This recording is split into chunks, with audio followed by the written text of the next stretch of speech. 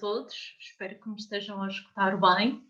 É com muita alegria que hoje dedicamos este fim de tarde, já quase veraneante, à via da heroína, quer dizer, desse herói no feminino. Vamos tentar explorar, eu e a professora Patrícia, que nuances poderão existir nesse caminho traçado, desse caminho heróico traçado a partir de uma alma feminina. É inegável que no imaginário popular existem não só os grandes heróis, mas também heroínas, que, podendo ter sido de facto, no sentido em que a própria lenda ou o mito se une à própria história, ou tendo ficado só como lenda, mito, a verdade é que nos inspiram.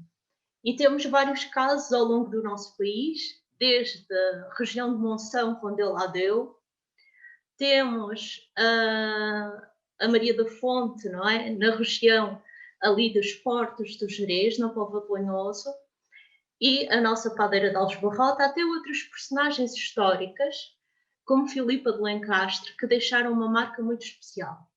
E quando nos abrimos ao horizonte europeu e mundial, evidentemente, esses exemplos pululam e aparecem multiplicados várias vezes. Claro que é incontornável o caso de Joana d'Arc, ou seja, numa época como a Idade Média, chamada a Idade do Obscurantismo, mas com certeza com pouca abertura de horizontes, uma mulher com grande inspiração mística, frágil fisicamente e que conseguia dirigir, comandar tropas, era algo, no mínimo, inesperado. Mas tudo isso está no imaginário, se quisermos, do ser humano e muito especialmente no imaginário feminino. E é um pouco inspiradas por esse caminho ao longo da história que procuraremos hoje falar de 4 exemplos, 4 almas femininas que na passagem do século XIX para o século XX trouxeram algo de novo. E logo veremos, à medida em que abordaremos um pouco cada uma delas, veremos em que medida expressaram mais claramente ou não o que propõe Joseph Campbell, quer dizer, o autor do Herói das Mil Faces, um estudioso da mitologia e da cultura comparada de várias tradições, e que vai identificar de uma forma sintética 3 fases no caminho do herói. O herói, segundo Joseph Campbell, que se inspirou também em Jung e em outros autores interessantes à época, vai dizer que não é só já aquele elemento antigo, como o Hércules ou Ulisses, ou todos aqueles, o Teseu, o Prometeu, todos os que nós conhecemos, mas que o herói pode ser cada um de nós. Que o herói tem características específicas, daí, evidentemente, não podemos evadir-nos, ou seja, o herói é sempre marcado por uma valentia fora do comum ou uma inteligência fora do comum. O herói vê algo que os outros não veem e entrega-se a algo que a maioria não é capaz de identificar. Isso é um elemento muito interessante. Essa capacidade de entrega, essa capacidade combativa e esse discernimento, porque ao ver algo que os outros não veem e que esse algo seja válido, e isso vai mostrar-lhe a sua própria vida, não é? À medida que vai empreender a sua saga, a sua aventura, as suas provas, diz-se, não é? Desde há muito que a árvore se vê pelos seus frutos. Então, através da saga, da via do herói, da nossa biografia, enquanto, neste sentido, do Joseph Campbell, na tentativa de sermos heróis e heroínas, vamos encontrar se esse nosso discernimento era realmente imaginação ou se era fantasia, ou seja, se estava ligado à verdade ou não. Então, para a nossa exposição de hoje, vamos nos sustentar na visão platónica, visão de Platão, da Grécia Antiga. Claro que estas tradições que vêm desde a Índia milenar, o Egito, a América pré-colombiana, onde efetivamente havia e há, se quisermos, inúmeros deuses e deusas e, portanto, heróis e heroínas, É neste contexto da cultura grega que muita desta sabedoria vai ser sintetizada para os séculos seguintes e vai marcar uma identidade europeia. Por isso, ainda hoje, os mitos gregos ou greco-romanos, se quisermos, nos dizem tanto.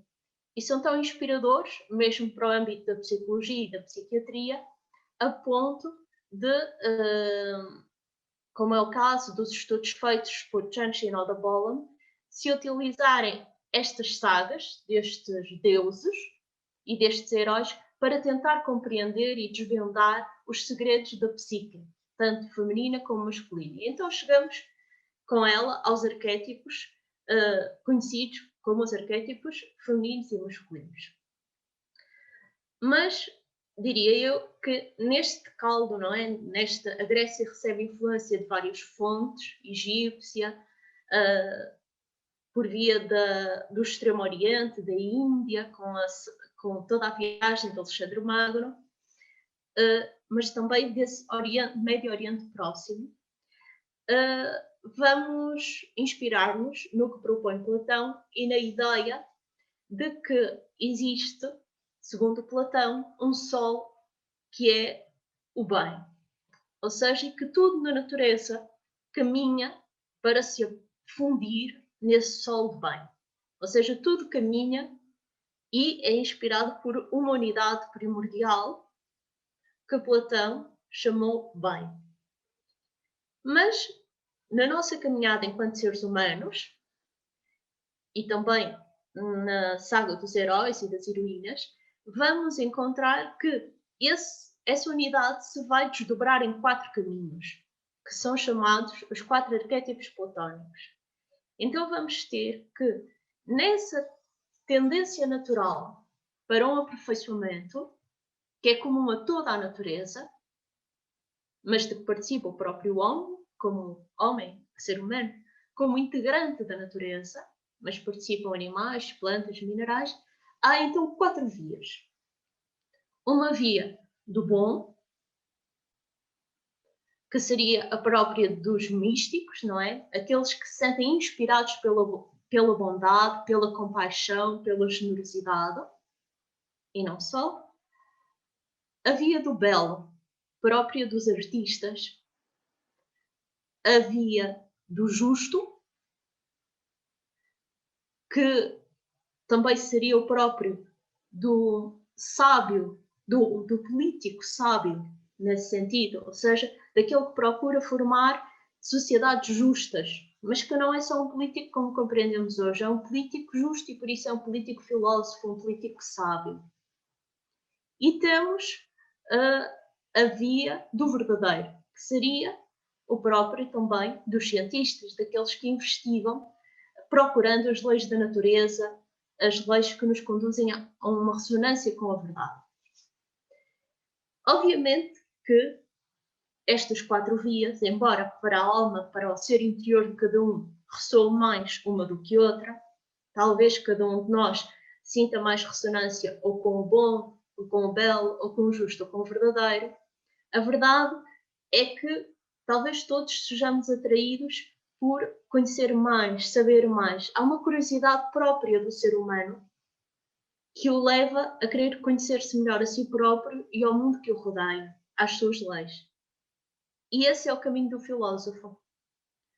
A ideia de filósofo foi atribuída à sua expressão a Pitágoras, e ele terá dito, não é, pela primeira vez que o chamaram sábio, ele disse que não era um sábio, que era um filósofos, ou seja, um apaixonado, um amante da sabedoria, um amigo, se quisermos, da sabedoria. Então a sabedoria, a filosofia, melhor dito, é a coluna vertebral que reúne nos vários níveis a caminhada por essas 4 vias, que se vão encontrando, como numa pirâmide de base quadrada, vão se encontrando num ponto elevado, onde mais acima estaria esse sol do bem, que reúne a unidade do cosmos. É evidente que para compreendermos esta pirâmide, temos também de entender do ponto de vista filosófico e da filosofia prática, como a ensinamos e procuramos viver na Nova Acrópole, que a base dessa pirâmide é a ética.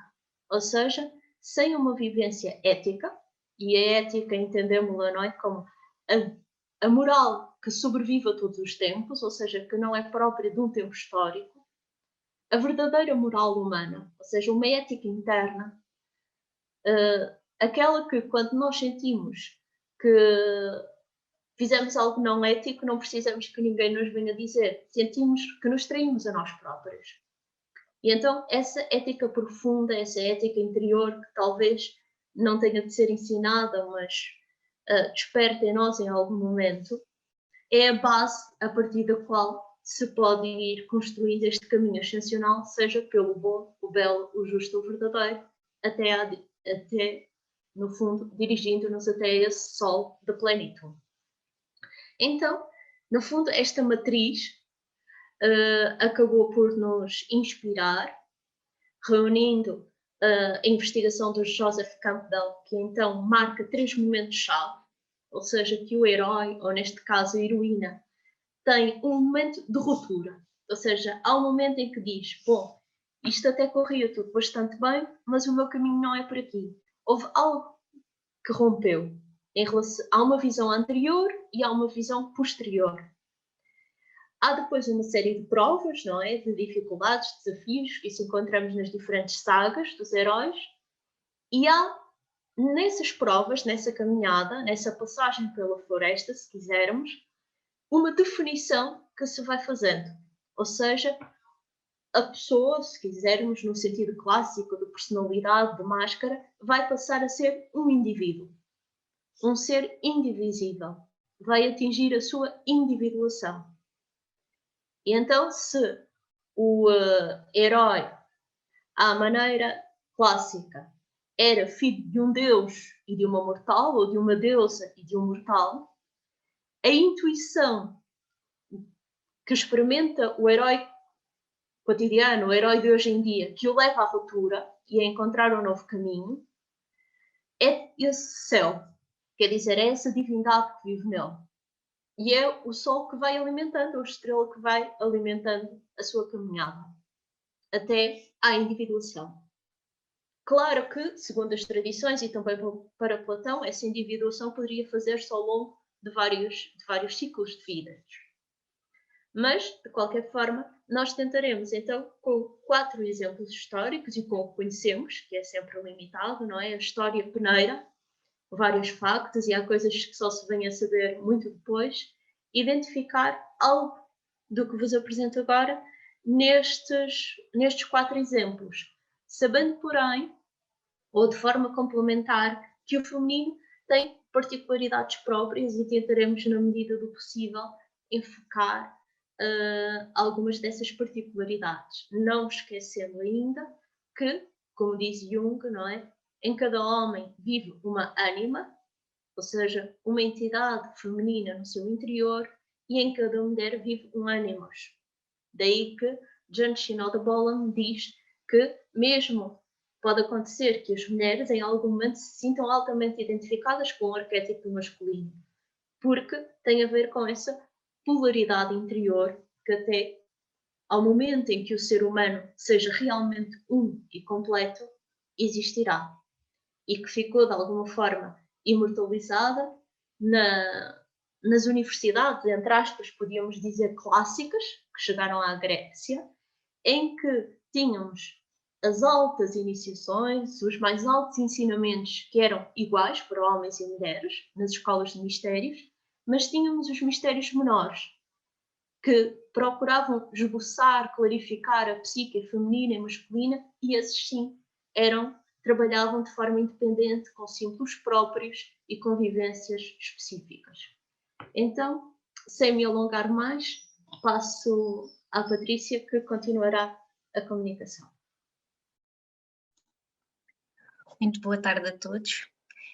É com muita alegria que hoje tenho para vos partilhar 2 heroínas, que cada uma delas traçou um caminho particular. Estávamos a falar que Platão, na sua proposta refere que o vértice da pirâmide é o bem, não é? Que toda a ação humana tende para o bem, quando agimos de acordo com a nossa natureza mais profunda, quando estamos em harmonia connosco mesmos e com quem está à nossa volta, tendemos para esse bem. Mas essa subida até esse vértice pode ser por arestas diferentes. Então, pode ser pelo bom, pelo belo, pelo justo, pelo verdadeiro, como já foi referido. Então, o primeiro exemplo que vos trago aqui neste entardecer é alguém que, a meu ver, subiu esta pirâmide pelo bom, pela atenção ao outro, pela entrega, pelo cuidado, por saber que necessidades o ser humano tinha, que necessidades históricas existiam e tentar responder a elas. Por isso é alguém que entregou toda a sua vida, a partir do momento que encontra a sua luz, encontra o seu caminho, o seu fio condutor, foi sempre coerente nessa caminhada desse fio. Nunca ligou, nunca se perdeu no prestígio e soube sempre ir caminhando. Falo-vos de Florence Nightingale e por isso vou partilhar convosco uma apresentação do PowerPoint que prometo não ser muito longa, mas que ajuda a centrarmos aqui um pouco mais no tema, e tenho aqui algumas passagens mesmo escritas por ela ou por seus contemporâneos e que acho muito belo partilhar convosco. Então, começando, falo-vos então de Florence Nightingale, que nasceu no início do século XIX, em 1820, e que vai ter uma vida muito longa, muito intensa e muito longa, com muito trabalho, muita entrega, e viverá durante 90 anos. Pertencia à classe alta, portanto, nasceu com todo o conforto em Inglaterra, filha de Francis e de William Nightingale, mas os seus pais, a quando do seu nascimento, vão estar a viajar por Itália, vão estar um período neste país. E é exatamente quando estão em Florença que Florence nasce, e daí fica o seu nome de Florence. Então, vai nascer, e como é que, para fazer um breve enquadramento deste ano de 1820, existem vários acontecimentos que decorrem neste período. Estamos a falar do período da época da Revolução Industrial, em que temos a grande maioria das pessoas a deslocar-se para as cidades, a haver um grande desenvolvimento dos transportes, da comunicação, do comércio, mas que, por outro lado, o facto da população acabar por ter um maior meio de subsistência vai, em termos de saúde, de cuidados de higiene, haver uma necessidade de dar uma resposta a todo este aumento de condições. É preciso que os cuidados de saúde, que os cuidados de organização da própria cidade consigam acompanhar todo este crescimento e toda esta evolução. Mas aí há uma grande dificuldade em dar esta resposta. Por isso, nestes anos, neste período, vão haver muitos surtos de doença. E talvez seja uma desses gatilhos para o seu chamamento, para o chamamento da ação de Florence. É também o período de Charles Darwin, por exemplo, com a sua teoria da evolução das espécies, por isso temos um campo científico a ficar robusto, o interesse por desenvolver a ciência nesta altura está no seu auge. É a época também de Pasteur, de Koch, em que vão começar a identificar e a ver cada vez mais que as doenças que mitigavam, que afligiam a saúde do homem e também a saúde dos animais, que não era por castigos divinos, quer dizer, tínhamos micróbios, tínhamos germes, tínhamos agentes que não conseguíamos ver, mas que eram os causadores. Então, Pasteur, Koch, são eles que também vão começar a isolar esses micro-organismos e que vão começar com o princípio das vacinas. Portanto, uma época mesmo de revolução em muitos sentidos. E, particularmente em termos de governo, falamos da época vitoriana. Por isso temos a Rainha Vitória a governar durante este período. Então, Florence nasce numa família em que nada lhe falta, de alta nobreza, da alta sociedade, mas cujo objetivo principal da mulher nesta época era manter o seu espaço familiar, servir o seu marido, prestar o cuidado aos seus filhos. Por isso a família era o foco central. Mas ela, com 17 anos, vai ter a ousadia e o atrevimento de rejeitar o seu primeiro casamento. E nesta altura, muito jovem, vai dizer que tem o seu primeiro chamamento para seguir um caminho diferente. Então encontrei esta frase dela que dizia: Deus chamou-me de manhã e disse-me que o que eu iria fazer, que eu iria fazer o bem para ele. Portanto, esta linha do bom, sozinha e sem prestígio. Nesta época ela ainda não sabia bem o que é que isto significava, aonde é que esta atuação do bem se iria manifestar. Mas foi-se mantendo atenta aos problemas da sua época. E no ano 1844, no ano anterior, em 1843, há um grande surto de cólera e morrem muitas pessoas. E no ano seguinte, há uma notícia que se torna um escândalo de um mendigo que terá ido para o hospital e que acabou por morrer por negligência. Ou seja, estava na rua doente e ao ir para o hospital, como é que ainda fica pior? Como é que o seu estado de saúde se agrava? Será que por ser mendigo não teve qualquer tipo de cuidado? Ficava a dúvida no ar. Então, Florence é como que, tocando este evento, toca-lhe o coração e pensa, bom, se calhar talvez seja por aqui, tentar melhorar, tentar perceber o que é que se está a passar na saúde dos hospitais de Inglaterra nesta altura e que contributo é que eu posso dar, como é que as coisas estão a funcionar verdadeiramente, seja no hospital militar, seja entre crianças, seja entre mendigos, seja entre as prostitutas e classes sociais, a classe social mais baixa, os mais pobres, eles teriam mesmo acesso a estes cuidados, o que é que se passava realmente.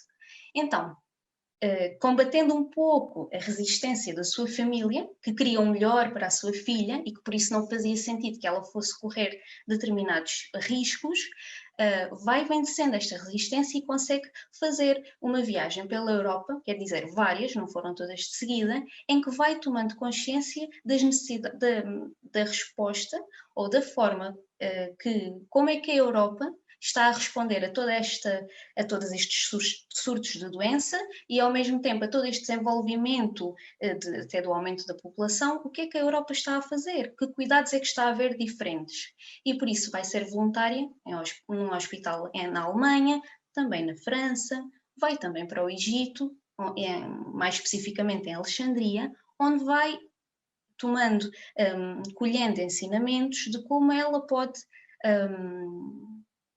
colaborar ou como pode dar o seu auxílio nos cuidados de saúde humanos. Por isso, fim de todo este percurso, volta para a Inglaterra e tenta começar na prática a fazer a diferença. As portas vão se fechando porque a sua família, mais uma vez, não quer de todo que ela fique exposta a homens, a militares, a homens feridos, e que isso lhe tire, que isso lhe faça perder a dignidade. E por isso fica responsável por cuidar de uma unidade de saúde, mas apenas de mulheres de alta sociedade que estivessem doentes. Por isso tenta-se aqui protegê-la ao máximo, mas as necessidades vão sendo cada vez maiores, e então ela vai tendo permissão para atuar em cada vez em mais sentidos. E por isso também, nessa altura, existe um evento na Europa, nomeadamente na Turquia, que se chama a Guerra da Crimeia, em que a Turquia tenta impor-se face ao domínio que a Rússia, nesta época, estava a tentar ter por todos os países à sua volta. Então, a Turquia tenta dar uma resposta militar de não querer que haja este domínio. E mais tarde, Inglaterra e a França e a Sardenha vão se juntar à Turquia e tentar combater este período czarista. E, nesta altura, então, havendo uma guerra declarada, imaginam que não haveria falta de feridos e de pessoas a precisar de cuidados. E é aqui que Florence vai para a Turquia e vai ser uma verdadeira heroína, porque vai tentar organizar os cuidados dos doentes. Algo que as medidas que ela vai tentar implementar hoje parecem-nos evidentes, parecem-nos óbvias, não há dúvida que é o básico, mas na época não era. Algo como ter o cuidado de desinfetar as mãos entre cada paciente, utilizar o sabão, alguns cuidados de limpeza, de asepsia em pequenas cirurgias, o que é evidente só se torna evidente porque alguém o começa a praticar, porque alguém o começa a difundir. Então ela teve esse papel. Mas não só, veio alertar de que existe o papel do enfermeiro. Ela é considerada a pioneira da enfermagem moderna. Não é que na Europa não houvesse já estas tentativas de começar a dar valor a este papel, mas ela vai impulsionar muito após esta guerra e quando volta para a Inglaterra. Vai dizer que o enfermeiro é aquele que não limpa só as feridas dos doentes, não dá só os medicamentos, as drogas, não administra apenas injeções. Há um lado psicológico, há um lado de cuidado e de atenção ao paciente e, por outro lado, existe no ambiente onde ele está inserido uma série de elementos que precisam de atenção, que precisam de cuidado. Ventilação, iluminação, a temperatura, uma certa necessidade de silêncio, se assim for possível, uma certa necessidade de cuidado do espaço que o rodeia, os cuidados da alimentação. E por isso, estes são os enfoques de Florence Nightingale. E ela, neste período da guerra, fica conhecida pela enfermeira da lamparina, pela enfermeira da lucerna, da Lady with the Lamp. E porquê? Porque durante o dia dava toda a sua energia a curar e a tentar organizar todos estes feridos de guerra, e à noite, para ter a certeza que eles estavam bem, acendia a sua lucerna e fazia a sua ronda, e ia doente por doente, combatendo a fadiga e o cansaço que sentiria naturalmente no seu corpo, e tentava estar sempre a prestar-lhes atenção e auxílio. E por isso, quando volta para a Inglaterra, falam dela como uma grande guerreira, uma grande lutadora, com uma energia que não se esgotou. E por isso diziam: possa Deus dar-lhe forças e o seu coração nunca falhe. Um dos melhores presentes do céu é a Senhora Nightingale. Eu achei esta passagem muito bonita e quis partilhar convosco. Consegue então fundar a sua escola de enfermagem dentro de um hospital e vai dizer que a enfermeira deve prestar então estes cuidados, deve-se formar de uma forma muito prática. As enfermeiras precisam de formação, não aprendem a começar a trabalhar, precisam de um período de treino, precisam de um período de experimento e, para além desses cuidados que devem prestar, ter sempre a noção da ética, ter sempre a noção da moralidade. Por isso, lá vem reforçar aquilo que se falava ao início. Para subir na linha, no lado da pirâmide do bom, a ética atemporal, os valores que nos regem, devem estar sempre presentes. Não é a teoria, não é algo para ficar na gaveta, deve estar sempre connosco. Não é? O nosso anjinho também que nos vai sempre dizendo o que é o certo e o que é errado. Há que dar-lhe também ouvidos, saber escutá-lo. Então ela vai abrir essa escola de enfermagem e depois fica com uma saúde muito debilitada e vai passar grande parte da sua vida mais a organizar, mais a dar estrutura e a dizer como se deve fazer. Por isso vai ter um grande papel de conselheira, não que tenha feito leis, mas de dar uma certa estrutura a todo o sistema de saúde que havia, sem dúvida, grande necessidade.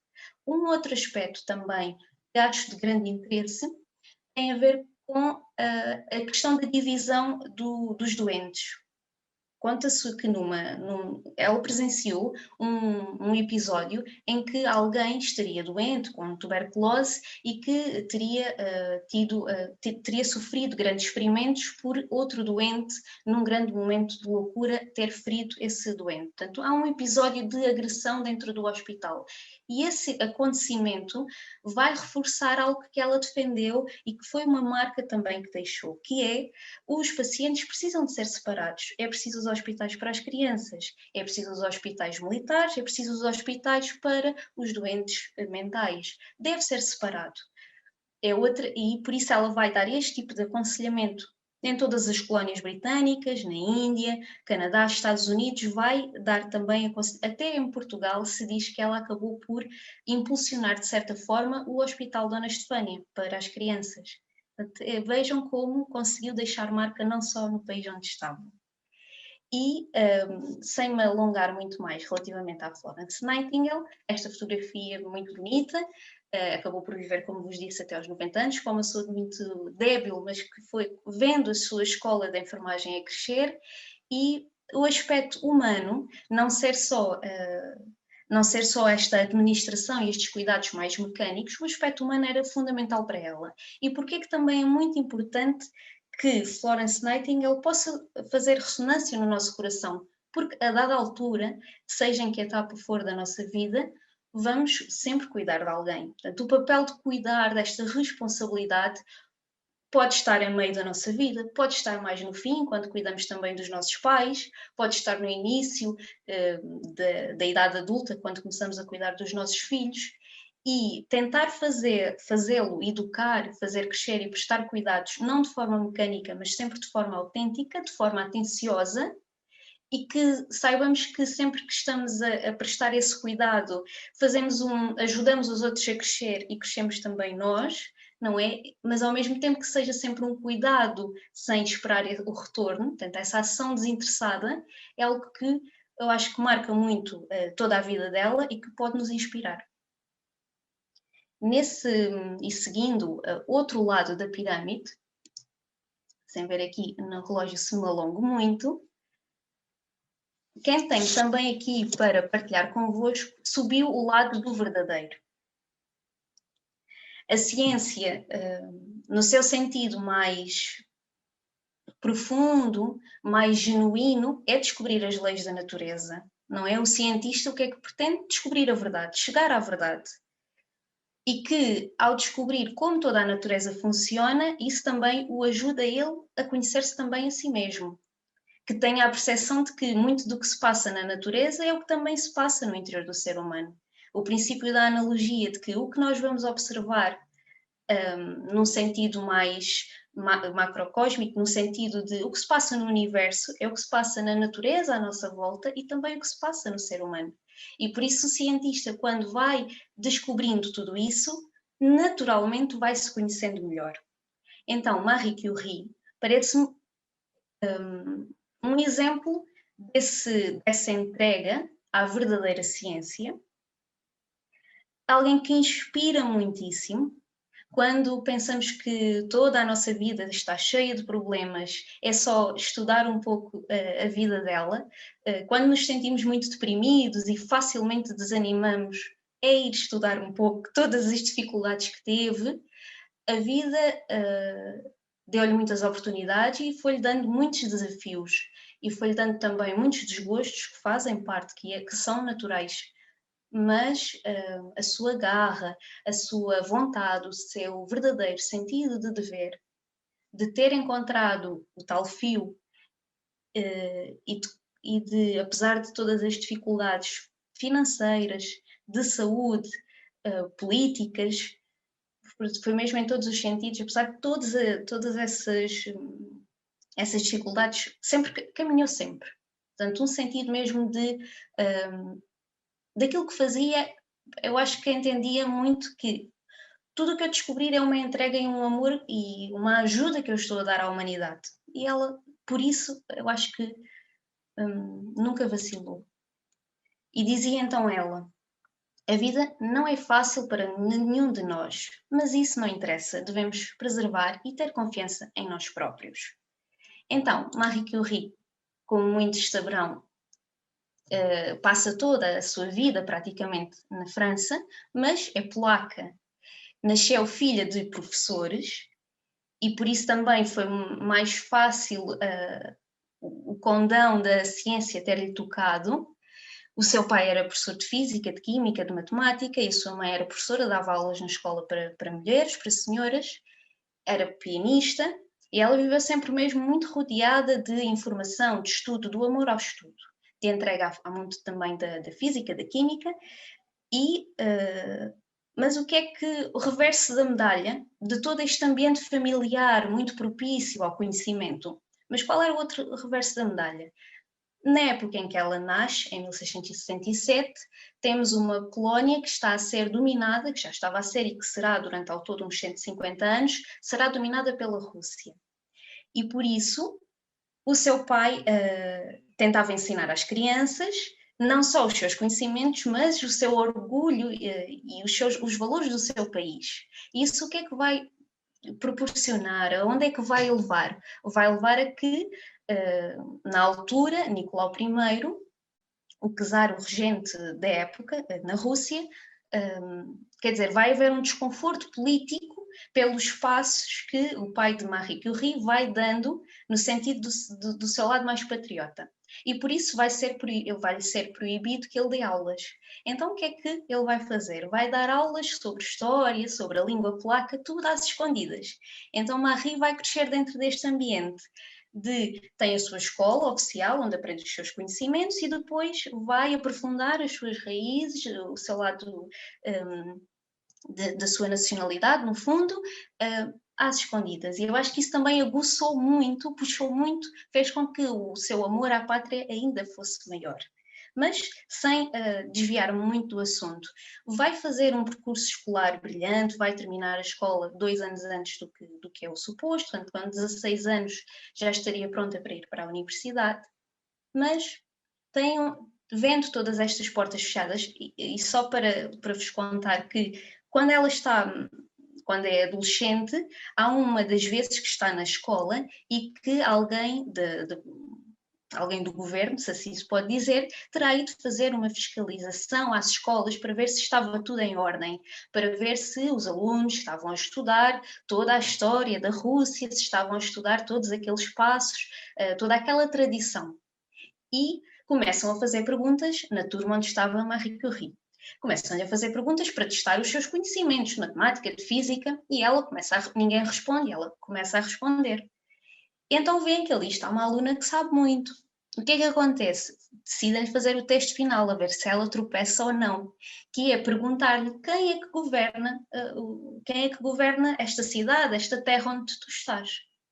Então Marie conta que respirou fundo, muito pequenina, é uma criança, uma adolescente, respirou fundo e respondeu que era o czar russo.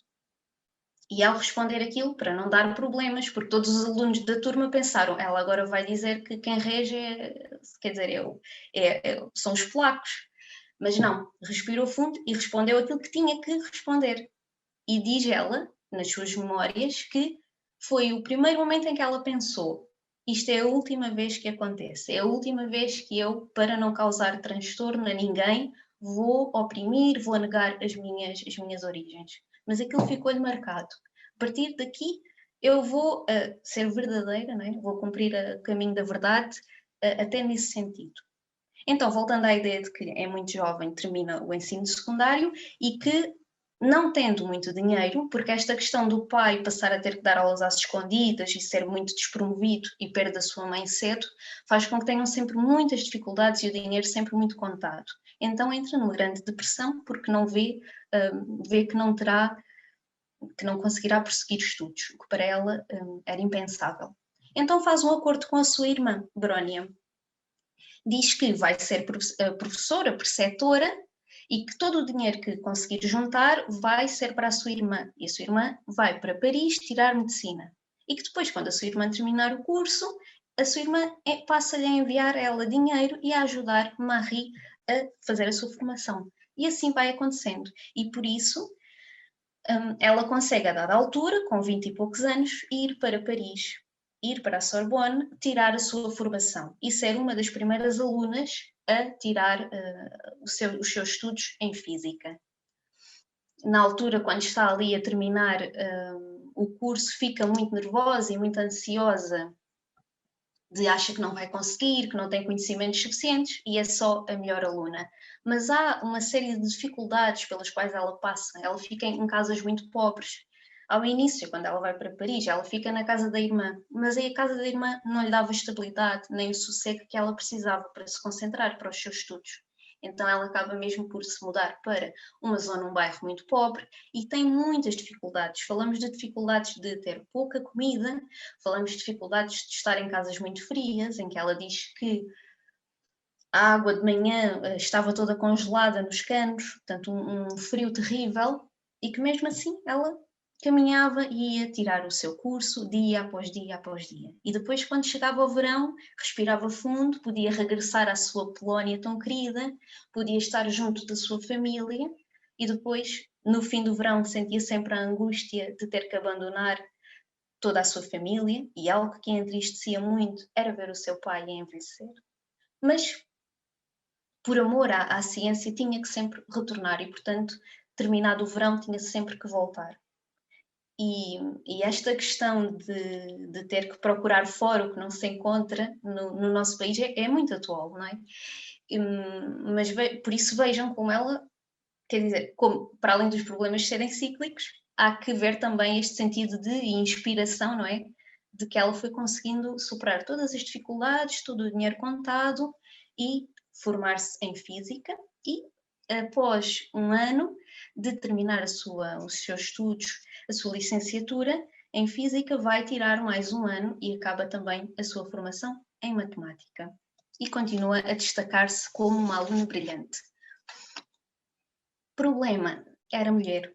Isso era um terrível, um grande impedimento na época e por isso nunca consegue, ao terminar, mesmo sendo a melhor aluna, e vejam como isto é impressionante, mesmo sendo a melhor aluna, mesmo dando sinais de todo o seu esforço e mostrar que dava resultados, não consegue o lugar como professora. Essas portas para ela estavam fechadas. A universidade era para homens, havia de facto alunas, mas num número muito pouco. Ela diz que quando entrou em física eram 23 alunas em toda a universidade e professores mulheres era algo impensável. E quando, voltando ao PowerPoint, ela dizia, dividia o tempo entre aulas, o trabalho experimental e o estudo na biblioteca. Ela, enquanto tirava a sua formação, procurava sempre ter um cantinho para que pudesse ter o seu laboratório. O seu laboratório era o seu objetivo. Era ter tempo e dinheiro para se conseguir dedicar àquela investigação. Era como se tivesse descoberto um mundo novo, o mundo da ciência, em que me era permitido conhecer com total liberdade. Portanto, era aquele sentido de realização, não é? De liberdade interior, que é indescritível, que só cada um poderá viver por si. Ela conseguia isso dentro deste laboratório, deste campo de experiências. Então, acaba por, até com a ajuda da sua irmã, e conhecendo, a sua irmã conseguiu, após tirar medicina, permanecer num mundo académico, e vai ser através destes conhecimentos, destas amizades por Brónia, que vai conhecer Pierre Curie, do qual vai então ter o seu apelido de Curie, que é um jovem físico que tinha um laboratório e que se apaixonam e vão mantendo uma relação. E vai ser ele, então, a dar-lhe o auxílio e a força que faltava para que ela conseguisse ter o seu espaço de investigação. Eles conhecem-se e a dada altura começa o verão e ela volta para a Polónia. Então Pierre conta que nessa altura pensou, já a perdi. Ela agora vai de verão para a sua terra natal e já não volta. Mas o verão acabou e ele percebeu que enviava cartas e que a ligação continuava. Então quando ele volta, decidem juntar-se, decidem casar e começar com toda a força e toda a dinâmica o seu campo e os seus trabalhos na radioatividade. Esta fotografia que trago aqui convosco é muito curiosa porque é a fotografia do dia do casamento, em que com o dinheiro das ofertas de todos os convidados que houve, não foram fazer uma viagem às Maldivas, não foram fazer nada daquilo que seriam as nossas luas de mel agora da época, mas compraram cada uma bicicleta e fizeram um belo passeio. Portanto, ela gostava sempre muito e sempre que possível de pegar na sua bicicleta e de explorar e de estar na natureza. É um dado que eu acho muito curioso. Então, o que é que se estava a passar na física nesta época? Temos a questão de se ter descoberto que o urânio era um elemento que emitia uma certa energia. Estamos a falar de um período em que os elementos químicos vão estando a ser divididos na tabela periódica, que cada elemento químico tem o seu peso atómico e é isso que o identifica como é o urânio não é o rádio não é o carbono, por isso cada elemento tem a sua estrutura, mas descobriu-se que emitia de certa forma uma energia e isso seria então a radioatividade. E por isso esta descoberta do urânio não é feita por ela, mas o que é que ela vai pensar? Então, se o urânio tem a capacidade de emitir esta energia, que mais elementos é que podem ter? Ou até que benefícios é que pode haver? Como é que nós podemos utilizar esta energia que se liberta?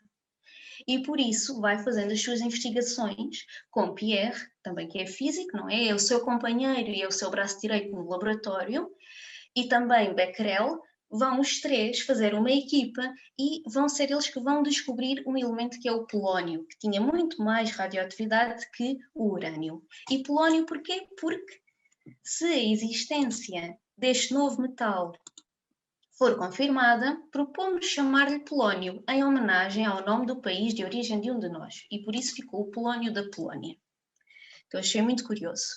E a seguir à descoberta deste polónio vem também o rádio, portanto descobre-se ainda que para além do polónio, que ainda há o rádio, que vem de raio, que ainda emitiria 900 vezes mais radioatividade que o urânio. E Marie vai se dedicar a toda essa investigação. E vão ganhar eles os três o Prémio Nobel da Física. E a dada altura também ela vai ser mãe, vai ter todo o dilema de tem o laboratório e tem as suas investigações, tem a sua profissão, dá as suas aulas, como não podia dar aulas na universidade, dava as aulas numa escola feminina, numa escola para mulheres, diz que ensinava as coisas muito básicas, o ensino secundário, não é? Dava a física do ensino secundário, por isso tinha essa profissão, tinha o seu laboratório e teve a sua filha Irene. Então há aqui uma altura que ela começa a colapsar, porque mesmo assim, mesmo estando a preparar o trabalho que virá a ser recompensado com este prémio Nobel, contavam cada centavo, contavam cada tostão. Uma vida muito, muito difícil. E mesmo para poder pagar a alguém, para poder pagar a uma ama que pudesse cuidar da sua pequena filha, era um esforço tremendo. Então ela tinha que se dividir, e era a angústia de estar muitas horas no laboratório, mas tinha que ir sempre ver a sua filha. Então andava sempre nesta grande dificuldade. Após ganhar este prémio Nobel, começa a haver alguma visibilidade, algum reconhecimento. Não lhe abre as portas da universidade, mas há reconhecimento. Algo que para ela não era de muito seu agrado. Não lhe interessava muito todo esse prestígio. Só se esse prestígio significasse que lhe iam dar mais condições para o seu laboratório, poder ter um laboratório maior, com mais condições e mais ajuda. Então, com toda esta fama, com todo este mediatismo que surge, esta fotografia achei muito curiosa, porque diz-se que é completamente fictícia, em que, pela pressão dos fotógrafos, dos jornalistas, queriam ver o casal que avançava nas suas investigações, queriam vê-los a trabalhar. Então, que eles terão ido mostrar como é que era o laboratório e que estão completamente sérios, porque aquilo era um frete para eles, extremamente aborrecido de ter que estar a pousar para estas fotografias, então que Pierre estaria profundamente aborrecido quando é que isto acaba e Marie também com a mesma sensação. Mas sempre na esperança também de que, dando visibilidade, poderiam vir apoios para os seus trabalhos. Não tínhamos dinheiro, não dispunhamos de um laboratório adequado, nem colaboradores que nos ajudassem no nosso esforço. Era como criar algo do nada. Se o meu cunhado chamou o período heroico aos meus anos de estudo solitário, não é exagero dizer que a fase que eu e o meu marido iniciávamos agora seria o nosso verdadeiro período heroico em comum. Mal saberia ela que 200 anos depois, ou mais ainda, ou menos ainda, que estaríamos, 200 anos, foi Florence Nightingale que fez no ano passado 200 anos que partiu. Marie é menos, mas mal saberia ela que estaríamos a falar deste sentido heroico delas aqui. O outro lado menos bom desta vida tão forte e guerreira são então estes contratempos que vão surgindo e por isso ela tem um segundo filho que morre muito cedo, com 1 ano de idade, que não sabemos até que ponto é que não poderá também ter sido por trabalhar de forma tão contínua com estes elementos radioativos e que sabemos que isso debilitou muito a sua saúde e a do seu companheiro, do Pierre, mas ainda há algo mais trágico acontecerá de seguida, que acaba por ser o atropelamento de Pierre e Marie vê-se com 2 filhas nos braços, Irene, teriam perdido o seu segundo filho, mas ainda tem uma terceira filha, Eve, Então, com as 2 filhas nos braços, terá-se visto sozinha na sequência deste trágico acidente. O que é que surge? Que proposta é que surge depois desta perda terrível? Ela mergulha numa profunda tristeza, fica de luto durante 3 anos, só a vestir preto. É que ela pode finalmente ocupar o lugar tão desejado na faculdade, na universidade, e ser a primeira professora mulher na Sorbonne, em que ela irá ocupar, em que vai ocupar o lugar que era do seu marido. Por isso vejam a sensação terrível, não é? De alegria e profunda tristeza que terá sido em simultâneo. Dão-lhe o lugar que era do seu companheiro. Então ela tem aqui alguns anos que fica em profundo choque e depois a erguer-se. Então, nas suas aulas, já tinha recebido o prémio Nobel, por isso, como devem calcular, as suas aulas enchiam, todos a queriam ouvir e todos ficavam encantados com o profundo conhecimento e com a clareza e a simplicidade com que transmitia os seus conhecimentos. E vai também ela, por isso, continuando as suas investigações, à parte em simultâneo dando as aulas, que ganha o segundo prémio Nobel, portanto o prémio Nobel da Química.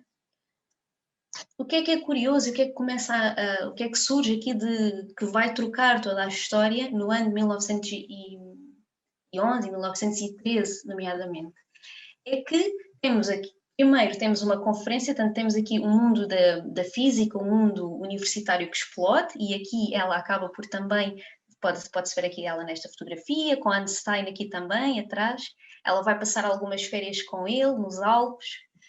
Acho muito curiosa a relação e a profunda admiração que Einstein depois vai sempre manifestar por Marie, dizer que era sempre uma mulher muito séria, muito fechada, e se nós formos fazer um estudo das suas fotografias, do que existe de registros dela, está sempre muito séria, mas com um profundo sentido de dignidade, alguém com um grande amor à ciência.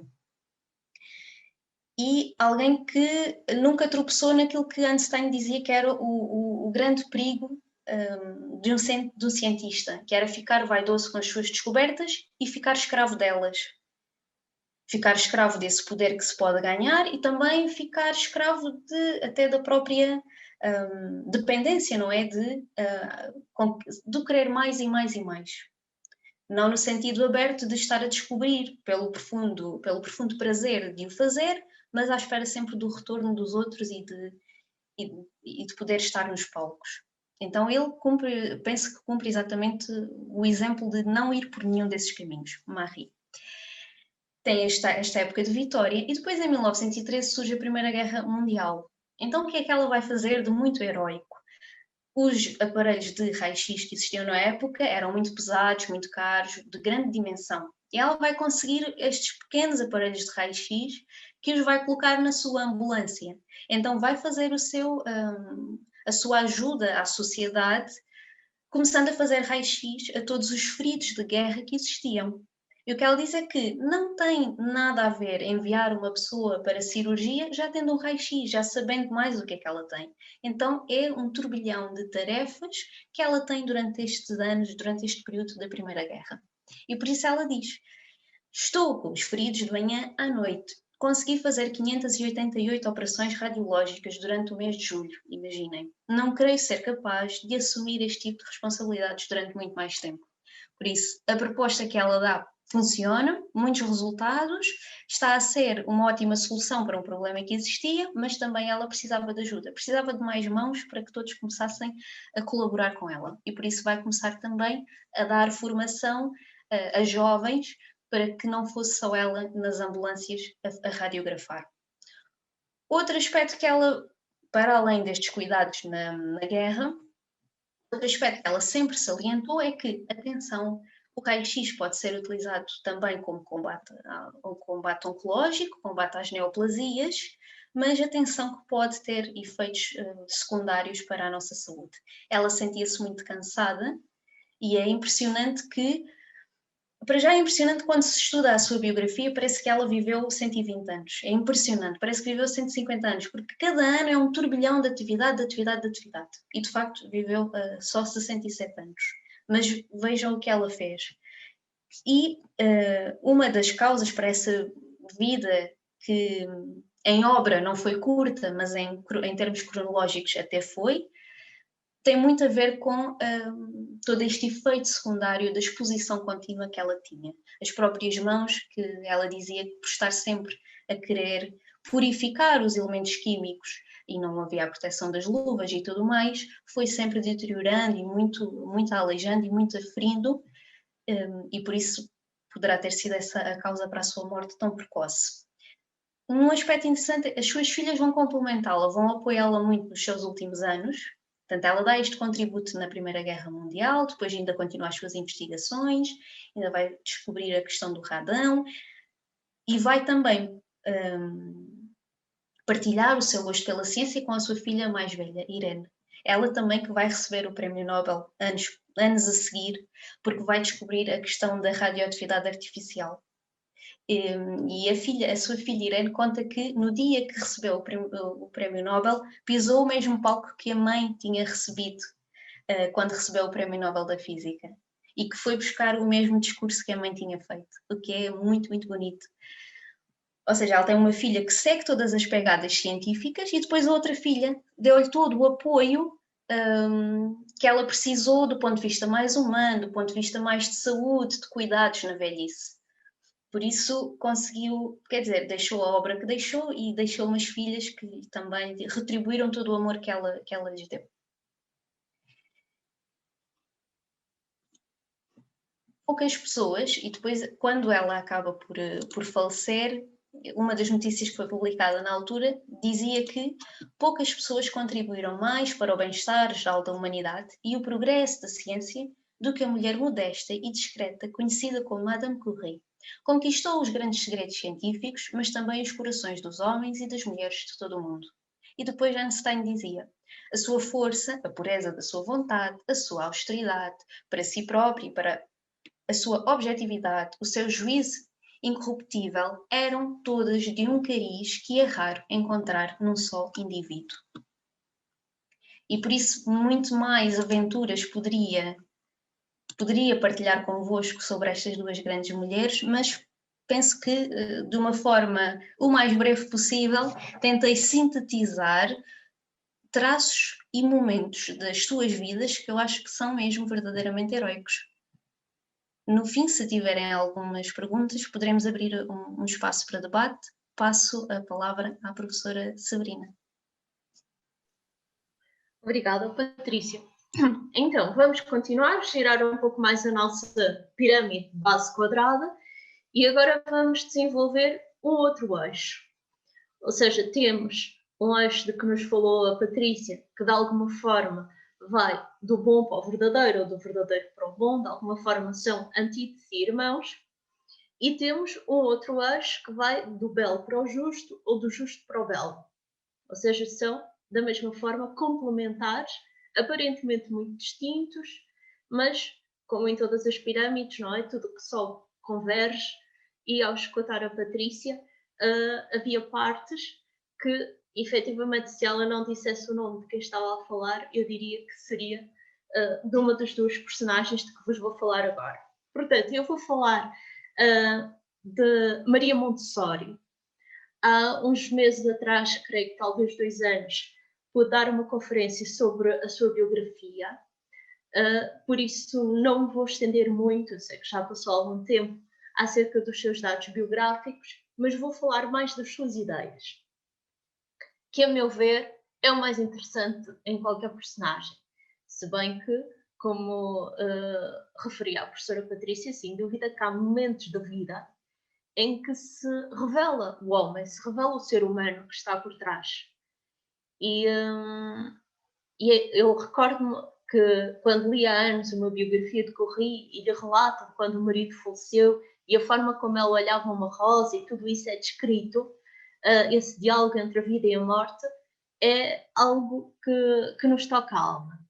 E justamente o que Maria Montessori propunha, portanto estamos a falar de um espaço temporal de vida de Montessori que vai de 31 de agosto de 1870 a 6 de maio de 1952. Portanto, daqui a 3 dias celebramos o seu nascimento para o outro mundo. Então, o que Maria Montessori propunha, talvez muito inspirada pelo conhecimento da tradição mais interna da humanidade, que terá contactado na Sociedade Teosófica em Itália, de onde é nativa, digamos assim, onde estão as suas raízes, a sua origem, e depois, curiosamente, capturada, entre aspas, pela Segunda Guerra Mundial, numa das suas viagens à Índia, justamente convidada por Arundel, o presidente mundial da Sociedade Teosófica, para formar centenas ou milhares de professores para as escolas indianas, quer dizer, o nível de analfabetismo na Índia era imenso. Claro que estamos a falar de uma época em que a ação de Gandhi foi enorme, a independência da Índia, então isso tudo colocou a nu uma série de necessidades. Nessa altura, final, os últimos anos da vida de Montessori, já vamos encontrar uma mulher muito madura, mas fiel sempre à sua missão, apoiada pelo seu filho, que foi filho, secretário, um apaixonado pela missão da bem, e uma personagem, com certeza também ela, fora do comum.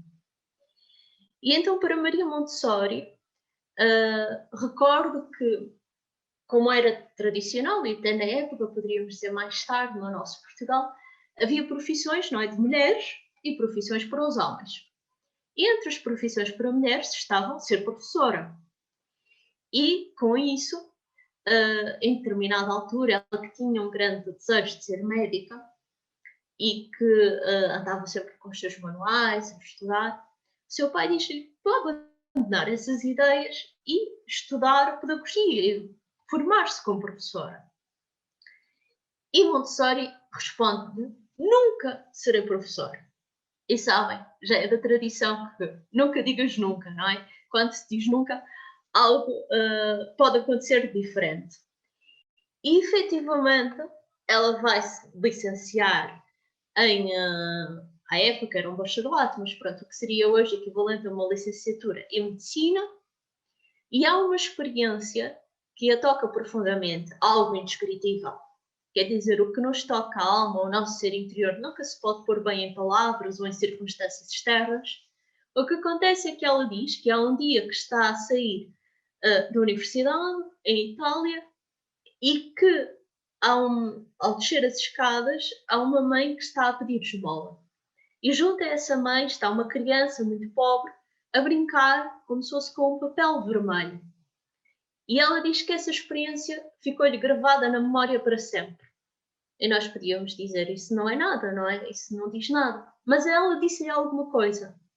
E então é aí que eu vejo que já existia a semente do herói, ou da heroína. Ou seja, já havia algo do céu, algo de inspiração, algo da intuição que vivia dentro dela e que foi despertado, como numa varinha mágica, não é? Dos contos de fadas, foi despertado por aquela situação. Naquele momento, ela ficou pré-sensível, podíamos dizer, à questão da infância e até à pobreza, às necessidades especiais da época.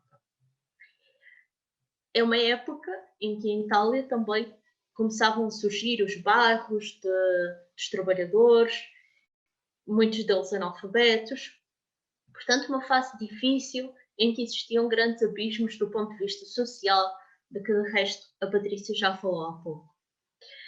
O que vai acontecer é que ela vai continuando os seus estudos em medicina e mais tarde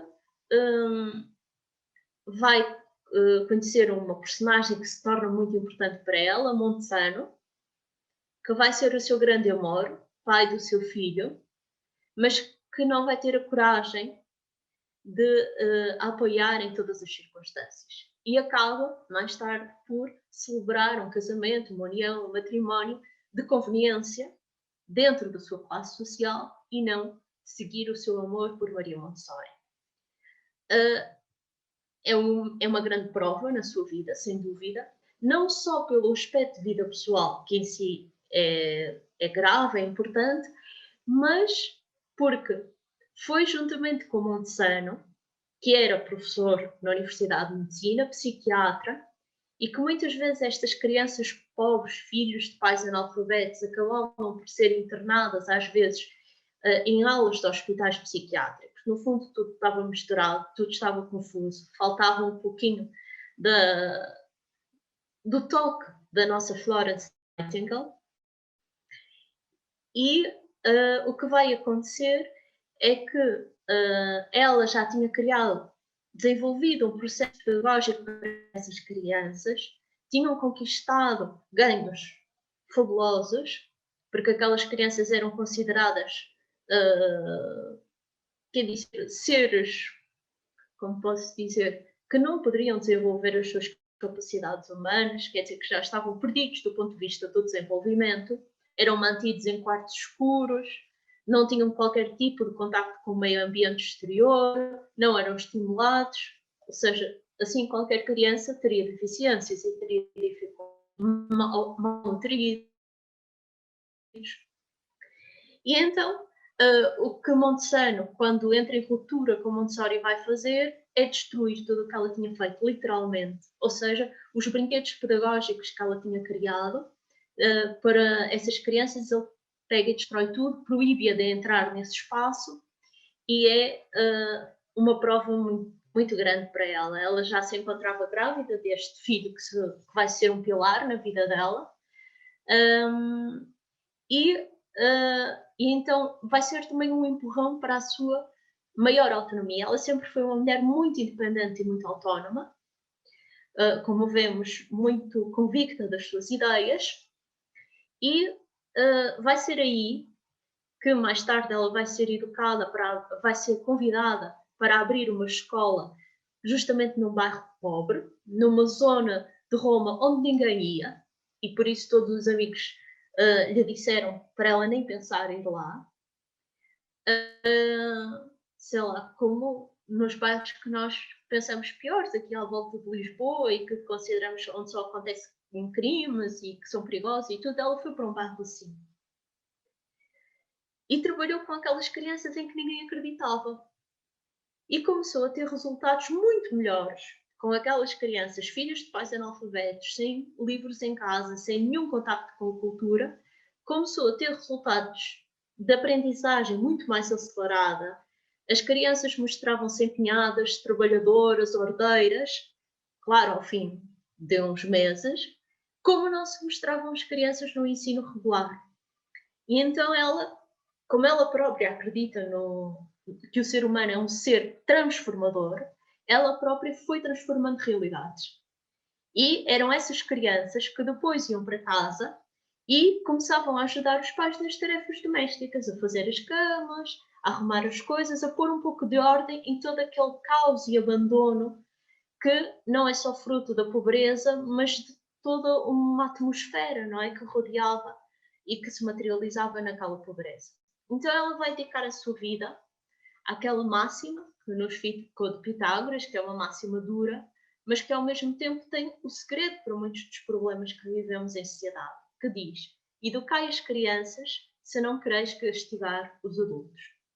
E é exatamente assim. Ela vai dizer que se nós queremos no futuro ter um mundo melhor, uma sociedade verdadeiramente civilizadora, temos de nos dedicar, de aprender com a criança, de aprender que necessidades tem, de a escutar, em vez de a forçar a estar num espaço cinzento, escuro, com mofo, a aprender coisas de memória forçada, em períodos que não correspondem, como temos, dizia ela, as nossas crianças. E as nossas crianças são os futuros adultos e, portanto, são o nosso futuro, são o futuro da humanidade. E ela diz: se nós aprendermos no fundo isto, tudo o resto flui. Tudo o resto dos problemas sociais vai se resolver. O problema está em querermos educar as crianças, esquecendo-nos da nossa experiência de crianças, enquanto fomos, e assumindo uma série de preconceitos, de ideias preconcebidas, de ideias erradas, e querer ajustar a criança a isso. Portanto, a sua visão da criança é uma visão da criança enquanto ser espiritual. Ela diz que há uma força dentro da criança que a anima e que a vai esculpindo, que é uma ideia muito bela. A criança é, assim, uma espécie de semente, se quisermos, do adulto. Mas também os primeiros anos de vida da criança, ou se quisermos os primeiros anos entre o pré-escolar e o escolar, diz Montessori, são o momento ideal para vermos a criança como um terreno fértil de curiosidade pelo mundo, onde podemos semear uma série de pré-interesses, podemos dizer, uma série de elementos que vão ser fundamentais à sua investigação, ao seu estudo como criança mais velha, como adolescente e como adulto. O amor à humanidade, o dar-se conta que tudo o que existe hoje foi conseguido graças ao esforço de muitos, como o caso de Marie Curie, como vimos, ela própria cita Marie Curie, pessoas que se sacrificaram, fizeram inúmeros esforços para que nós hoje tenhamos mais conforto, uma ciência mais clara, que tenhamos uma série de instrumentos e ferramentas que não tínhamos antes, de conhecimentos. E para ela estava claro que cada conhecimento era algo que se entregava à humanidade. Por isso, ela via também a criança como um ser que merecia, que tinha a sua dignidade, que merecia ser respeitado e que devia ser ensinado a exercer livremente o seu próprio juízo e vontade. Ou seja, a criança, dentro de um sistema de uma escola tipo Montessori, o que ela propõe era várias tarefas estarem montadas e cada criança escolhe que tarefa quer realizar. Não é liberdade total e desordem. Há tarefas e há objetivos pedagógicos em cada tarefa. E cada criança seleciona. E se quer fazer a mesma tarefa 200, 400 vezes, faz. Porque ela diz, na criança está a semente de um desejo de perfeição enorme, que é o desejo de perfeição de toda a natureza e da humanidade. E então ela é que sabe quantas vezes tem de repetir até sentir que a tarefa está bem feita, está completa. E então nós vamos encontrar na visão de Montessori, ela vai dizer algo que é surpreendente, que é a criança é um grande trabalhador. Não um grande trabalhador à maneira de ir trabalhar para as fábricas, não é? Como acontecia em alguns trabalhos da época, mas é um trabalhador muito empenhado, porque quando encontra uma tarefa que o cativa, pode estar concentrado muitíssimo tempo, entregue à tarefa. Há um documentário muitíssimo interessante que se fez há poucos anos nas escolas tipo Montessori em França, que é um documentário baseado numa gravação que fizeram durante um ano letivo inteiro em diferentes escolas Montessori. E então o que estamos a ver são imagens reais. E então vemos crianças que estão tão... Está a criança solitária na sua tarefa, tão embrenhada no que quer fazer, que às vezes há confusão à volta, os outros estão a fazer outras coisas e ela não se desconcentra. Ela está ali, porque ali está a sua curiosidade que foi transformada em interesse e então ela está-se a aperfeiçoar. Portanto, ela vai falar que, associada a isso, a criança é um ser imaginativo, quer dizer que a imaginação é fundamental para compreender o ser humano e por isso a criança também. E vai propor que a nova pedagogia integre vários aspectos. Primeiro, a observação da criança, de onde vem a expressão a criança é o mestre. Não que a criança decida tudo, mas a criança vai nos dando pistas do que necessita para o seu desenvolvimento. Depois vai falar muito da importância da ciência. Como médica, é um dado importante. Ela vai estudar, por outro lado, também muito antropologia, ciências exatas como geografia, geologia, história. Ela vê o educador como um ser muitíssimo culto. Porque é como ela diz, quanto mais sementes diversas nós possamos ir plantando neste terreno fértil dos primeiros anos pré-escolares e escolares, mais a visão aberta a criança vai ter, daí para diante, mais vai encontrar a ligação entre as partes, algo que falta imenso na nossa sociedade atual. Quer dizer que temos grandes especialistas de áreas muito específicas, mas não conseguimos pôr os especialistas muitas vezes a dialogar e a chegar a um conhecimento arquitetado entre as partes. E claro que esta ciência, esta observação da criança está impregnada de um conhecimento tradicional, como eu vos dizia, possivelmente recebido através do contacto com a sociedade teosófica, que começa logo muito jovem em Itália, e porque há elementos de que ela fala que efetivamente não se encontram noutras fontes, e também é muito interessante a nova cosmovisão que ela propõe. podíamos dizer, do universo e da criança em si. Ela diz que existe um plano cósmico e que é preciso explicar isso à criança. Se nós olharmos para a história da Terra, para a história do sistema solar, do que conhecemos, ela fala sobretudo da Terra, porque à época também era o que se conhecia mais, ainda sabemos muito pouco acerca do sistema solar, vamos encontrar que tudo está a evoluir. E que tivemos um período na Terra onde não existiam animais ou outros, ou até ainda não existiam vegetais. Passamos por uma época em que os vegetais começaram a aparecer, depois uma época de animais, quer dizer, várias épocas de animais, e vamos encontrar uma época em que surge o ser humano, mas todo o planeta se vai transformando com mares que surgem e continentes que desaparecem e por aí fora, e que tudo conspira, digamos assim, para esse aperfeiçoamento, para essa evolução. E nesse plano está o ser humano. E então ela vai dizer que é preciso que a criança conheça essa relação entre as ciências, que perceba o papel da geologia, que estuda estas diferentes fases do plano cósmico, e que perceba que a humanidade realizou um trajeto até agora, de que ela é herdeira e que há muito ainda por a continuar, que lhe cabe a ela. Portanto, é uma visão da história do mundo, se quisermos, da história da humanidade, muitíssimo interessante. Ela fala da ideia da passagem da tocha da civilização e que de tempos a tempos a civilização vai passando de um foco para o outro.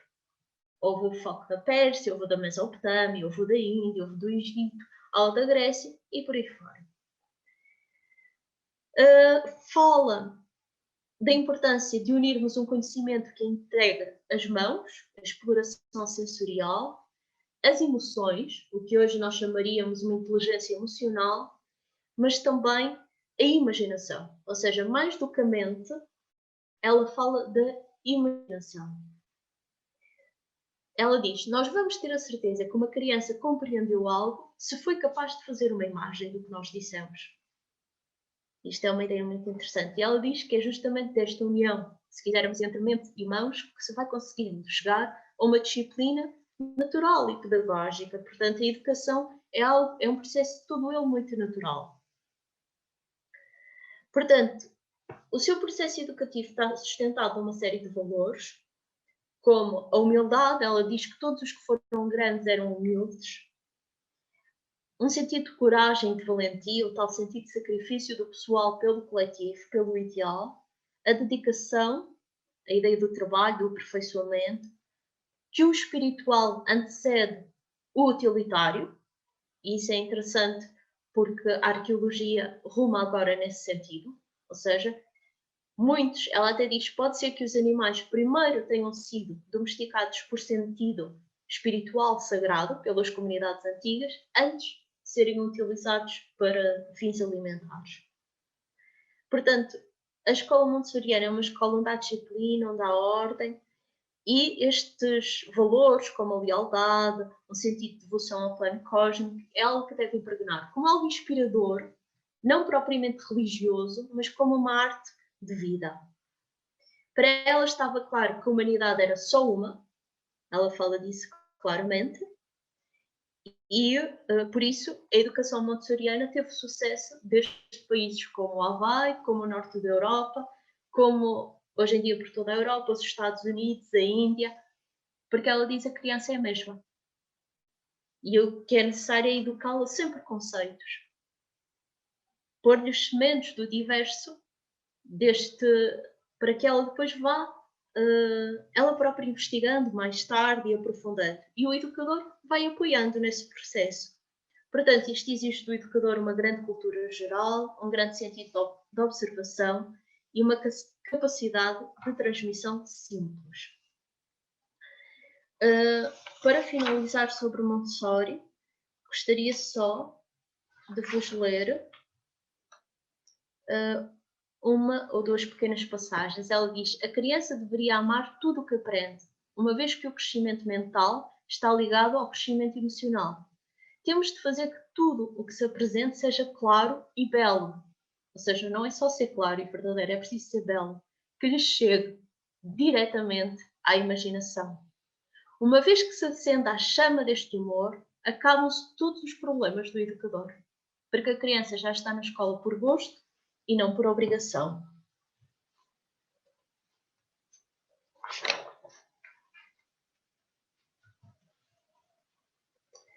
O princípio fundamental da educação é a integração de todos os temas centralizados no plano cósmico.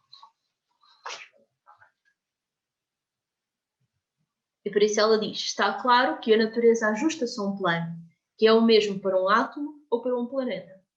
Ou seja, existe uma espécie de leis universais e a educação não pode estar alheia a isso. Para finalizar, diz ainda, as urgências das crianças são muitíssimo mais importantes. Nele há forças que podem permanecer truncadas ou desenvolver-se até extremos que antes era impossível de alcançar. Não é suficiente assegurar às crianças um teto, roupa e comida. Da satisfação das suas necessidades espirituais depende o progresso da humanidade. A criação de uma humanidade que realmente seja mais forte e melhor.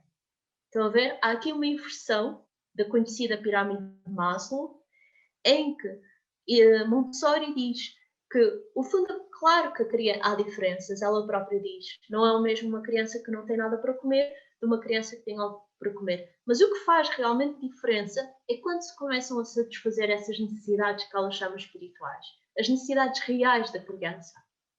Aí começa a haver entusiasmo em aprender, dedicação, empenho, evolução. A ciência e a iluminação da personalidade são os únicos caminhos para a cura do mundo. Não uma ração de comida ou um farrapo com que se cobrir, nem sequer o direito ao voto. Falta algo de fundamental à humanidade, algo que temos de procurar nas origens da vida. Esse é o único lugar onde pode estar a chave. Existe também um bom filme ficcionado, mas feito por uma produtora italiana, sobre a Maria Montessori. Até há pouco tempo estava legendado em castelhano, para quem conseguir acompanhar, e encontra-se facilmente no YouTube. Ficaram históricas as casas de bambini, como eram conhecidas em Itália, esses espaços, não é? As primeiras creches, com um sentido realmente humano, e onde realmente a melhor forma de fazer política, se seguimos esta linha do justo, é a via da educação, a via da transformação ou da libertação do ser humano de uma série de pensamentos, de preconceitos que são mais caverna do que a saída da caverna, como propõe a Platão. E nesse sentido ela diz, o homem é o seu próprio escultor, movido por uma misteriosa energia interior que o impulsiona à conquista da perfeição. Ou seja, mais moderno e atual não podia ser, em que encontramos uma forte ligação e interdependência entre o homem e a natureza em geral, o homem como pertencente à natureza. A última heroína, digamos assim, que me cabe refletir um pouco, falar-vos, é Isadora Duncan, portanto, a norte-americana que acaba anos 50, anos depois, por vir a falecer em 1927 em França, de uma forma ela própria cinematográfica, viajando num carro, não é? A chave prende-se a uma parte posterior do carro e ela acaba por falecer assim. É algo inacreditável. Foi uma grande bailarina, uma grande sonhadora e, sobretudo, muitíssimo sensível desde muito, muito cedo. A mãe dela dizia que ela já dançava dentro do seu ventre, dentro da sua própria barriga, e o sonho de Isadora Duncan era criar uma religião, curiosamente, que era a religião da dança. Ela dizia, no futuro, toda a humanidade se vai reunir. Portanto, temos outro elemento comum, como Montessori, há vários, que é a unidade da humanidade. Para ela, não há pobres nem ricos, há um grande sentido de fraternidade universal, e ela que era aclamada em todos os países, tanto deste lado como do outro do Atlântico, vai dedicar todo o dinheiro que tem a criar sucessivamente escolas para ensinar, para transmitir às crianças os princípios desta dança, que não é mais do que recuperar a dimensão espiritual a que os gregos antigos tinham acedido. Embora, nascendo nos Estados Unidos, ela é muitíssimo inspirada pela cultura, as raízes da cultura europeia. Desde criança observava reproduções da Primavera de Botticelli e a visita aos museus é algo que, quando chega à Europa, que impressiona muito. Tem uma vitalidade incrível. Ainda com menos de 10 anos, escrevi, ela própria fez um jornal que vendia, ajudava a mãe a ganhar dinheiro em situações muito difíceis, uma vez que o pai tinha falecido, ela ainda muito criança, e tinha vários irmãos. Para percorrer o seu sonho, viaja para a Europa junto a um vagão onde eram transportados animais. Já na Europa, ela, a mãe e os irmãos, muitas vezes tinham um tomate que dividiam em fatias e isso era o seu alimento para um dia. Mas ela diz que era maravilhoso. A mãe tocava piano no estúdio, o irmão recitava poesia clássica e desenhava, ela dançava. Quer dizer, era uma família toda ela, como podem ver, muitíssimo fora do comum. Já temos feito atividades falando sobre Isadora Duncan. A Nova Acrópole, Portugal, editou um livro fundamental que se chama A Minha Vida, a autobiografia de Isadora Duncan. Eu digo para quem tiver interesse. E hoje vou-me centrar nos breves comentários que farei à nossa bailarina. Vou-me centrar nos seus textos, que estão compilados entre inéditos da altura, escritos em jornais, pequenos discursos que se chamam, justamente se ficaram a chamar pelos editores, escritos sobre a dança. Então, vamos encontrar em Isadora Duncan, e usando este cânon grego, a ideia de uma éstia, podíamos dizer, de um feminino sagrado, com muito, talvez, de venusino, não é? De sensual, visto a partir do exterior, mas ela várias vezes diz que ela queixa-se quando dança em Boston, que são tão puritanos, porque ela diz, vemos mulheres nas ruas de Boston a insinuarem-se, semi-vestidas, agora porque eu venho dançar só com uma túnica, dizem que tenho objetivos sexuais. Não, não tenho objetivos sexuais. A dança deve ser livre, porque o corpo humano é uma obra de arte. E ela diz algo muito belo, que é, o meu corpo é o templo da minha arte. Então, vamos encontrar nos seus escritos um sentido profundo do sagrado. E que, ao contrário do que certas religiões posteriores à greco-romana disseram, que a carne, não é? É pecaminosa, a famosa expressão do pecado da carne, tudo isso, e a dimensão espiritual está alheia a isso. Isadora Duncan vai recuperar outra ideia e diz que não, que o espiritual chega a tudo e que o próprio movimento da dança é perfeição, quer dizer, o movimento é vida. São muito conhecidos os seus escritos contra o balé clássico, porque ela diz que quando vemos o balé, por mais belo que seja, vemos roupas belas, mas temos de ir, ela diz, além dos colãs, além das meias, e ver que há muita deformação. E eu quero propor uma dança que seja saudável, que traga saúde. Eu acho que um elemento que podemos encontrar nestas 4 mulheres heroínas é que as 4 se preocuparam em criar ambientes de saúde, que é curioso, não só a Florence Nightingale, porque Montessori criou as escolas e escreveu muitíssimo, e ela própria, sobre o alojamento, a limpeza, a saúde das crianças. Isadora Duncan vai fazer isso, sem dúvida, nas suas escolas para crianças. Vai levar as crianças o máximo possível para o exterior, fazem os ensaios de dança no exterior, recebem sol, até fala da sua experiência quando está na antiga URSS, que as crianças trabalhadoras que vinham das fábricas, depois vinham para as aulas de dança e então recebiam o sol, e só o início destes ensaios estavam com o ar doente e tolhido. A verdade é que, passados uns dias, ficavam logo com outro aspecto e com outro ânimo. Ou seja, a ideia de Isadora Duncan não era criar uma metodologia que, pudéssemos dizer, encaixasse o ser humano, que lhe desse uma pauta fechada, mas era fazer sair à maneira do que significa educação, à maneira do que nos ensina também o mundo clássico. Portanto, há uma ideia de liberdade, de naturalidade,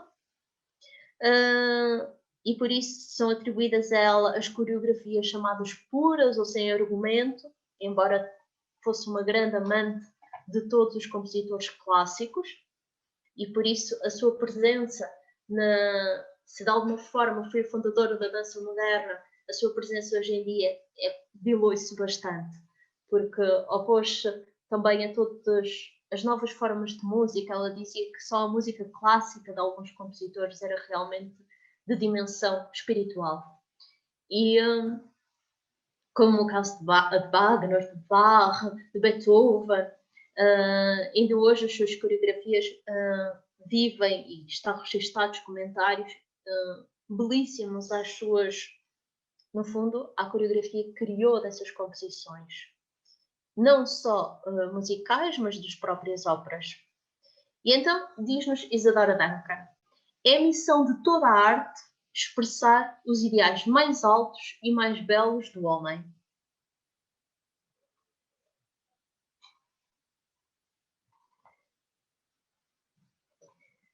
Depois, ela teve um aspecto muitíssimo importante no conceito da dança, que foi introduzir todo o tipo de elementos. Ela dizia que a dança deveria seguir e inspirar-se na natureza. E há um texto muito interessante em que lhe pergunto como é que será a dança do futuro, e ela diz que a dança do futuro será igual à dança do passado, à dança verdadeira que sempre existiu. Ou nós vamos perguntar às ondas do mar como é que elas serão no futuro, ou ao vento como é que ele soprará. Portanto, a bailarina tem de soprar como o vento, dançar como as ondas do mar. Então, imaginem, numa altura histórica de tantas normas sociais, em que a mulher estava tão limitada na sua expressão, como quebra, rompe o cânon totalmente. Falava muitíssimo do diálogo interartes, por isso ela dizia que o ressurgir da dança ia fazer ressurgir a escultura, que era a irmã gêmea da dança, a pintura, o próprio drama, o teatro, tudo isso surgiria em simultâneo.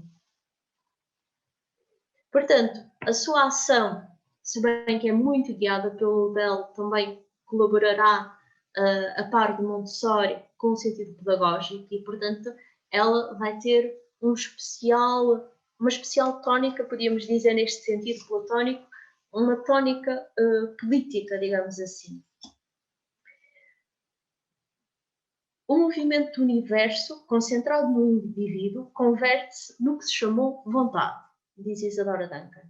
A dança deveria ser, portanto, simplesmente a gravidade natural desta vontade do indivíduo, que ao fim e ao cabo não é nem mais nem menos que a tradução humana da gravidade do universo. Estão a ver? Vamos encontrar aqui mais uma vez a ideia de união entre homem, natureza, universo, o pequeno e o grande. Vai ser amiga e receber várias vezes a visita de Rodin, que apreciava muito a sua dança e das suas alunas. Rodin dizia que era preciso voltar à natureza e por isso aí tinham uma profunda sintonia. Centrando-nos nos textos de Isadora Duncan, diz ela então sobre a natureza. A cultura humana consiste em fazer uso das forças da natureza por meios harmónicos com essas forças e nunca procedendo diretamente contra a natureza. E toda a arte está conectada intimamente com a natureza nas suas raízes. Ou seja, a arte provém de alguma forma da natureza. O pintor, o poeta, o escultor e o dramaturgo não fazem mais que fixar para nós, por meio do seu trabalho e de acordo com a sua habilidade, para observar a natureza. A natureza sempre foi e deve ser a grande fonte da arte. Há uma história muito bonita que ela própria conta, que há um dia que está a observar uma cena, quer dizer, em quadro, uma pintura, uma gravura, em que estão diferentes elementos da cultura grega, e ela está muito imbuída daquela atmosfera, está como se fosse numa sala, sozinha, e de repente entra uma criança assim, de supetão, de surpresa, e diz-lhe assim: querida adorável, ou seja, ela própria e as suas alunas eram chamadas as adoráveis. Querida adorável, senhorita Duncan, gostei tanto da sua dança que tinha que vir vê-la. E ela vira-se para a criança e pergunta-lhe: e porquê que te pareceu bela a minha dança pequena? E ela diz: porque é muito natural. E então ela pergunta: então todas as coisas naturais são belas? E a criança diz sim. Então ela diz que este foi o motor, no fundo, da ideia que ela captou, que ela é claramente uma pessoa de captação, uma pessoa altamente sensível. A minha vida, diz a Dora Duncan, é uma leitura emocionante, realmente. Toda ela muito cinematográfica, mas muito sentida ao mesmo tempo. E ela captou esta ideia da dança natural.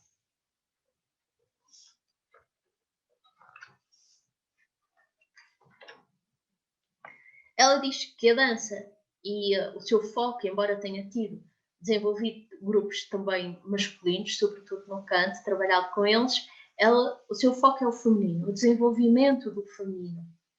E ela diz que ela fala muito da cultura alemã, da riqueza da cultura alemã, e diz que houve poetas que, efetivamente, na cultura alemã souberam traduzir essa ideia da mulher, da dama, como esse elemento especial, esse elemento que acorda quando tudo se compõe. E diz assim, citando um desses autores, que ela não diz quem é, diz assim: ó mulher, vem perante nós, olhos desejosos de beleza e cansados da fealdade desta civilização. Vem com uma simples túnica, deixa-nos ver a linha e a harmonia do corpo que cobre e dança para nós. Dança-nos a doçura da vida e os seus sentidos. Dança para nós os movimentos dos pássaros, das águas, o balanceio das árvores, das nuvens flutuantes. Dança para nós a totalidade e a beleza do corpo feminino. Ou seja, esta ideia de Duncan não é uma ideia de que ela trouxe esta nova visão ao mundo. É que ela serviu de veículo. Esta ideia pré-existia nos pintores clássicos, nas cerâmicas gregas, pré-existia antes, não é? Como diz a própria palavra, antes dela. E ela serviu de canal. Ela voltou a lembrar esta ideia, como ela dizia 2000 anos depois. Há um texto muito belo que se chama A Pedra Filosofal da Dança, em que ela diz que a verdadeira dança não é imitação, que a verdadeira dança é algo que se faz com a alma e não algo que se faça com o corpo ou com as emoções ou sequer com a mente. É com outra coisa. E por isso uma dança nunca se pode imitar, nunca pode ser igual à outra. Por isso era contra coreografias, como podem ver, contra as danças bem marcadas, e por isso ela dizia que nem comentava danças de salão porque saía fora do seu cânon. E por isso ela diz: o único poder que pode guiar satisfatoriamente o corpo infantil é a inspiração da alma. E aqui encontramos uma fortíssima ligação, a meu ver, ao trabalho pedagógico de Montessori. Sobre a mesmo enfoque da ideia de educar e de fazer sair e de descobrir, ela diz: o grande defeito da dança moderna é que inventa o que deveria contentar-se em descobrir.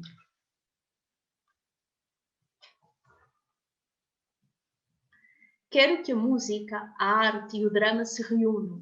A palavra falada é essencial, é o coração e o cérebro do teatro. Os outros dois são o seu êxtase lírico. Assim que, combinados estes três, a arquitetura e a pintura, os nossos teatros irão converter-se em templos. Todo o drama teria que basear-se na religião, porque sem ela torna-se inobre, diz Isadora Duncan. Ou seja, não uma religião temporal, mas num sentido de grande religiosidade. E então ela vai definir, num texto que se intitula O que deve ser a dança, vai definir o que é para ela a dança. E diz: a verdadeira dança é uma expressão de serenidade. Está controlada pelo ritmo profundo da emoção interna. A emoção não alcança um momento de frenesi a partir de um borbotão de ação. Primeiro ainda, dorme como a vida na semente e desprende-se com graciosa lentidão. Os gregos entenderam a beleza contínua de um movimento que se eleva, que se estende, que terminava com uma promessa de renascimento. A dança é o ritmo de tudo o que vive, com o fim de viver de novo. É a eterna saída do sol, ou seja, é o eterno nascer do sol diário. Sem dúvida que há muitíssimo mais elementos, até que a unem a Montessori, a ideia, a busca da beleza, a busca da saúde, da harmonia, a expressão da alma. Sem dúvida, a meu ver, que Isadora Duncan cumpriu a ideia da ruptura, embora no caso dela o pessoal não esteja tão marcado, é mais uma ruptura com o tempo, ela traz algo novo. Teve provas inúmeras. Ela diz, revela na sua biografia que talvez a prova maior foi quando foi casada com um homem muitíssimo rico, que podia viajar, fazer o que quisesse, e aí foi o único momento que não dançou. Foi o momento em que foi mais infeliz. Só para vermos como a vida tem a sua ciência e é tão curiosa. Foi uma amante da sabedoria e por isso dizia: a esperança, o porvir, vejo numa grande escola de crianças que aprendam a dançar, a cantar e a viver para a sabedoria e a beleza do mundo. E depois ela cita Rodin quando diz: quando se compreende a natureza, começa o progresso. Bom, para finalizar, com esta inspiradora Isadora Duncan, vou citar um último trecho mínimo onde se nota claramente, e para mim é uma marca essencial do que é ser herói ou heroína, que é essa ideia de ser veículo e essa ideia clara de que se tem uma missão. Antes ela diz que se o seu destino fosse só dançar, não falava. Mas ela tem algo mais a dizer, ou seja, ela tem uma transmissão coletiva a fazer. E então, diz-nos assim, dançar é viver.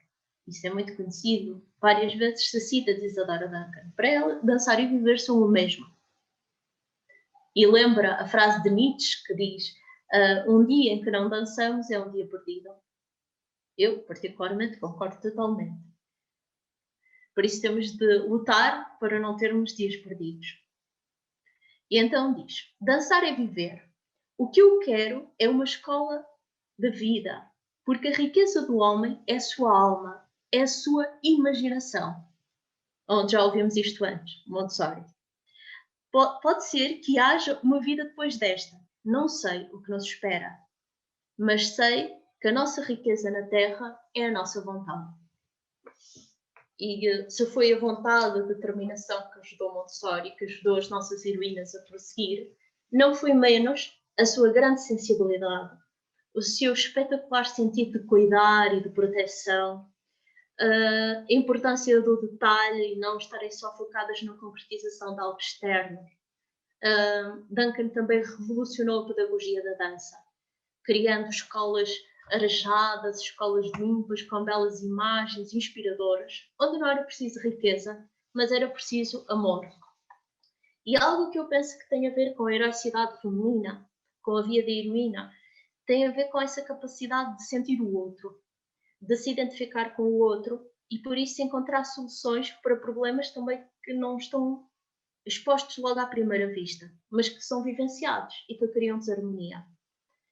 Também uma grande capacidade de coesão e por isso de vitalizar os espaços e de permitir que a vida continue e continue com o máximo de qualidade. depois notamos em todas elas uma capacidade de resistência, uma energia, uma capacidade de suportar momentos difíceis impressionante. É clássico, não é? Não podemos tornar de automático que, desde sempre, as mulheres têm mais capacidade de suportar a dor, a tolerar a dor. Talvez por uma série de questões fisiológicas, mas a verdade é que se nota essa energia de resistência. E também uma capacidade de amar para além da aparência, ou seja, às vezes de amar o difícil, de encontrar e pôr beleza naquilo que aparentemente é pobreza, é miséria, é dificuldade, de encontrar soluções. Isso é próprio do herói. Então, não podemos esquecer, não é, o grande mito clássico do Egito, em que Ísis recolhe os pedaços de Osíris e volta a reconstituí-lo. E isso é que lhe permite a vida no outro mundo, uma vida espiritual. Então, essa capacidade de unir os bocados, o que dizia Montessori, recuperar o ser humano que está por baixo dos escombros dos preconceitos, dos escombros da superficialidade, ela fala muito disso, de um prazer pelo prazer que já não traz alegria.